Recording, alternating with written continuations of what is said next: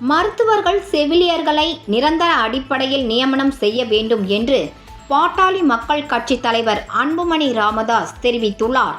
இது தொடர்பாக அவர் வெளியிட்டுள்ள எக்ஸ் தள பதிவில், சென்னை கொளத்தூரில் தமிழக அரசால் புதிதாக திறக்கப்பட்ட பெரியார் அரசு மருத்துவமனையில் ஒரு மருத்துவர் கூட புதிதாக நியமிக்கப்படவில்லை என்றும், அங்கு மருத்துவம் அளிப்பதற்காக மாதம் ரூபாய் 60,000 ஊதியத்தில் 35 மருத்துவர்கள், ரூபாய் 18,000 ஊதியத்தில் 156 செவிலியர்கள் உள்ளிட்ட 266 மருத்துவ பணியாளர்கள் ஒப்பந்த அடிப்படையில் நியமிக்கப்பட்டுள்ளனர் என்பதும் அதிர்ச்சி அளிக்கிறது என்று கூறியுள்ளார். மருத்துவமனைகளை மட்டும் கட்டிவிட்டு அவற்றுக்கு பிற மருத்துவமனைகளில் இருந்து மருத்துவர்களை இடமாற்றம் செய்தால் எந்த மருத்துவமனையிலும் மக்களுக்கு முறையான சேவை கிடைக்காது என்பதை உணர்ந்து அனைத்து அரசு மருத்துவமனைகளிலும் நிரந்தர அடிப்படையில் மட்டுமே மருத்துவர்களை நியமிக்க வேண்டும் என தெரிவித்துள்ளார்.